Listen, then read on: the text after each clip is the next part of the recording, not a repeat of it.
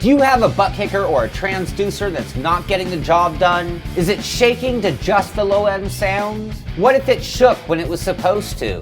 SimVibe is an advanced, multi-dimensional, audio-based feedback software that utilizes 1 to 8 bass transducers and provides the correct physics-based vibrations throughout your simulator. This can greatly enhance immersion and drivability. Check it out for yourself at simexperience.com. Welcome to Inside Sim Racing and our Gamescom 2013 report on WRC4 by Milestone. I'm Darren Ganji here with our European correspondent, Andreas Nie. Thank you for joining us, Andreas, and thank you for being at Gamescom again for us. So WRC4, fourth year it's been around, fourth year of the title that Milestone's had the license. Still hasn't transitioned into the new generation of consoles, so it's going to be on the PS3, Xbox 360, and the PC. I believe they had it set up on the PS3 and the PC there at Gamescom. Pretty neat setup they had with the rally cars. Looks like they had a few different wheels set up. So, and you got to give it a try. What'd you think of it? Is this your first time trying WRC? Yeah, pretty much. So I have to admit, I really suck at rally. So apologies for my bad driving. So what'd you think of it? They had the one of the German tracks there, and it was fun. Actually, I got to try out a handbrake or e-brake or whatever you want to call it. You know, those gigantic things that are so handy during rally racing, because Absolutely. they had one of the rigs they had this e-brake thingy. That was actually cool. Not that I could really operate it to the fullest. As I said, I'm not really a rally guy, but in the second part of the track, I actually kind of got the hang of you approach the corner and then you hit the e-brake and the back spins out and you make it around the corner. So that was really cool.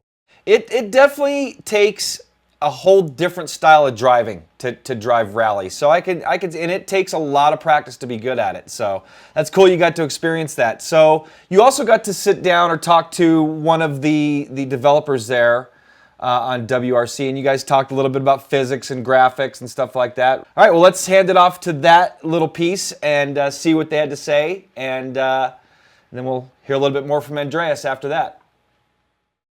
So this is WRC4 here at Big Ben Interactive, and with me here is Sebastian Pelicano, yes, from Milestone, to talk about this little game. So what exactly is your role inside Milestone?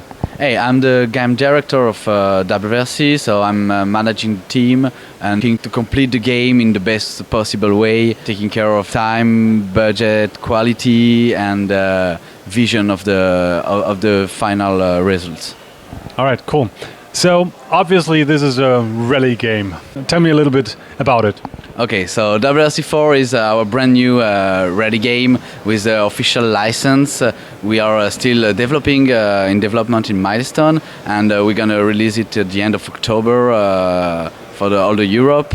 The game is based on the official 2013 championship with all the contents of this year. So you have all the categories from the junior WRC, WRC 3, WRC 2, WRC category. You have 65 cars inside the game, 65 different teams, and you have all the 13 official locations of a rally. The game is going to be released on PS3, Xbox 360, PS Vita, and also PC. Now this obviously is the fourth game in a series. How does WRC4 compare to the previous installments of the game?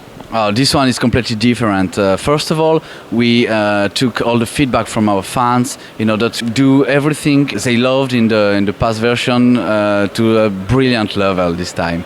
And we took everything like who get negative kind of criticism in order to totally remove that and make them from scratch. So that was the goal.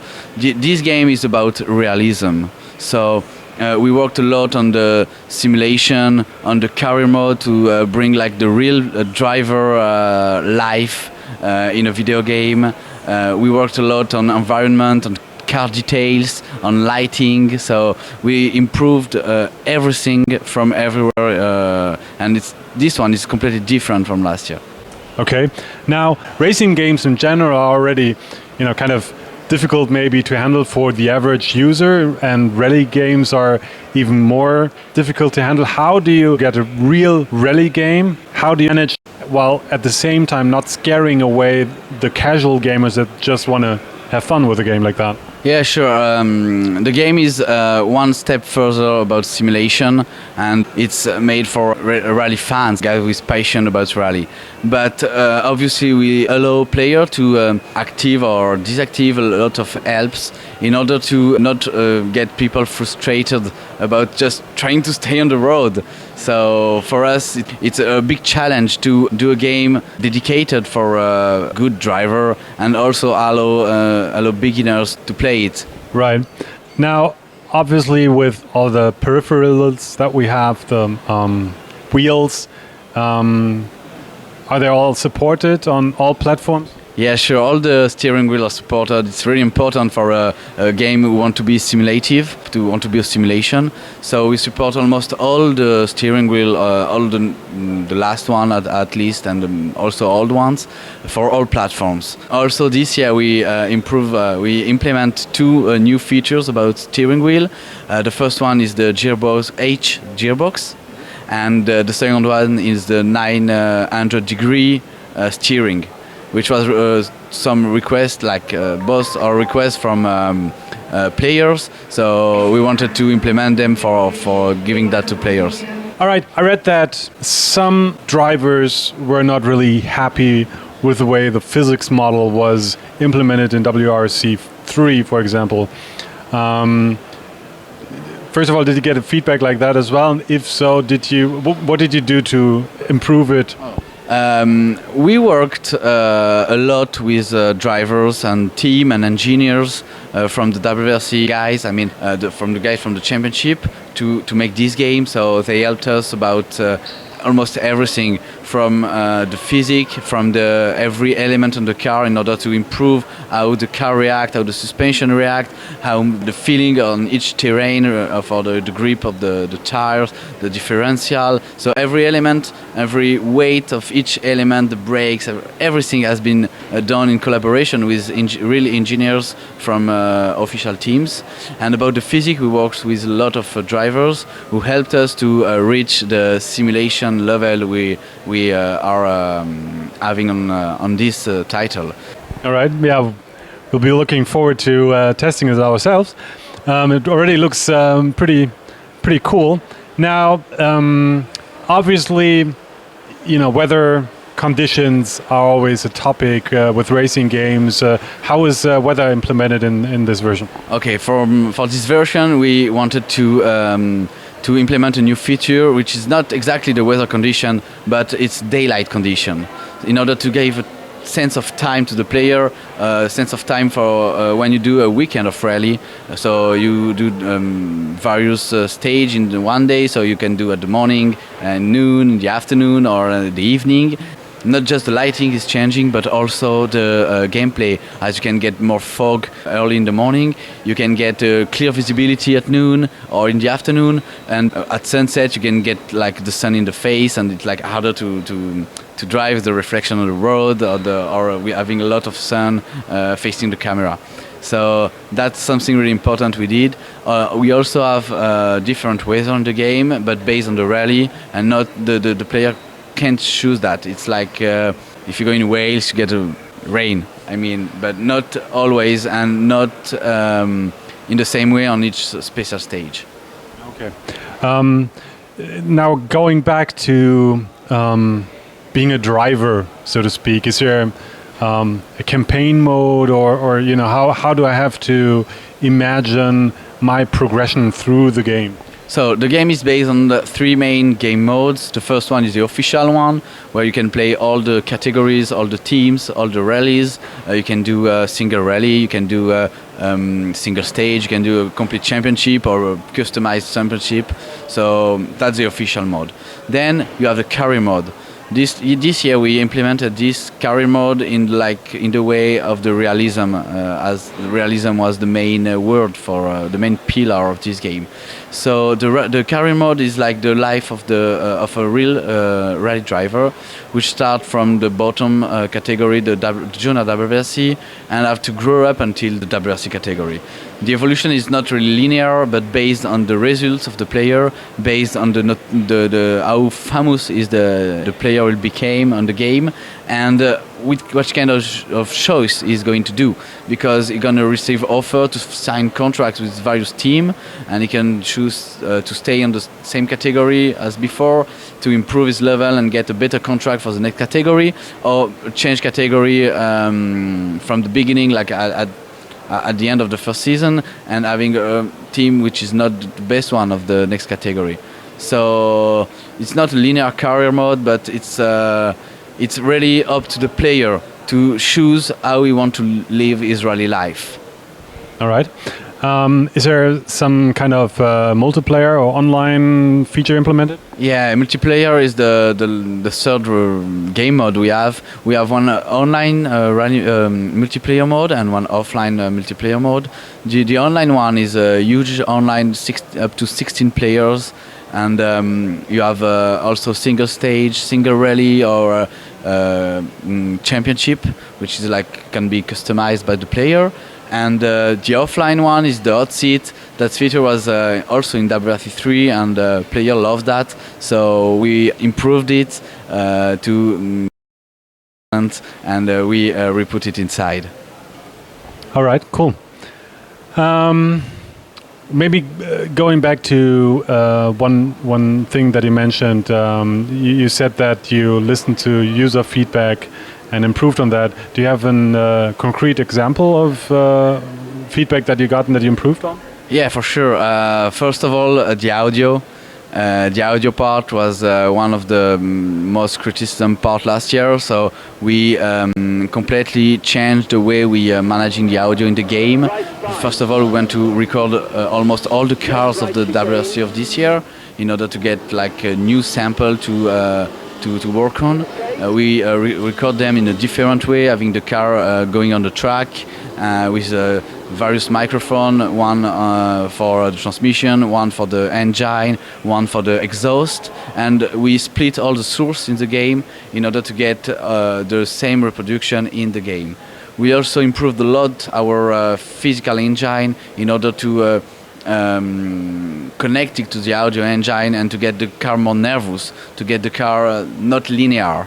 And that was one of the biggest improvement of this year. Also, as I told you before, the simulation level has been a lot improved.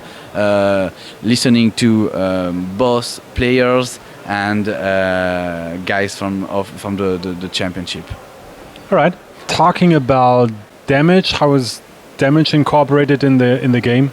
Yeah, you have two kind of damages. The first is the aesthetical damages, and the other one is the mechanical damages. Aesthetical one are the body of the car being damaged. We implemented a chassis deformation by using points of the chassis and the body of the car, so it's really realistic and based on physics models. And about the mechanical one, it's you can choose 3 different levels from easy, small damages to heavy damages. And if you get the heavy one, it's really hard to. If you crash 2 or 3 times, you have to retire the rally. All right. Do you have anything to add? Yeah, maybe speaking about the graphics. We don't speak about the graphics, but the graphics this year have been a lot improved from the quality of the texture to the resolution of those textures, to the detail on the cars and on the tracks. We had a lot of 3D environment in the game, from the service park to the headquarters of the driver. He's going to manage all his personal life in the career mode. The service park for the managing the car, podium, cutscene. So we improved a lot the graphics. The graphic part of the game, and as you can see in the game, all the environment are very close to the reality. Right, so that means it doesn't not only sound good but also look good. Yeah, for sure. All right. That was the goal. That's what we mean by realism. Right, cool. So we're gonna look forward to that for release in October. End of October, yeah, sure. End of October 2013. And thanks for this little introduction of WRC 4 by Big Bang Interactive / Milestone. All right, so I guess that was towards the end of the day for Sebastian, of a long day of interviews, and so It was. Yeah, so tell us a little bit about that. Actually, yeah, it was in the business area of Gamescom, where all the big companies have their separate booths. And actually, when I came in, he said, it was at 6 in the evening. The fair was about to close, and I said, can we do a video interview in English? And he's like, oh, yeah, sure, we can do that. It's going to be my first interview in English because I've done all my interviews so far in French and Italian. So, that was really interesting. And I always admire all these people that have to give interviews and answer to the same questions all day, So it was really cool of Sebastian to really, step it up and be there and do this interview for us and for you guys, actually. And actually, I think, you mentioned that they get a little burnt out, with the same questions. I think one of the cool things that we bring to the table with Inside Sim Racing is that we're just so into the racing side of it and the realism that they probably get some different questions coming from us. I know, like, when we, would talk to Forza and the Gran Turismo guys, they always know that we're going to be coming with the hardcore, can you race a full distance race and stuff like that. So I'm sure they appreciated that. And we appreciated you tracking them down and getting that interview, and you did a great job. And anything else about WRC4 before we wrap this one up?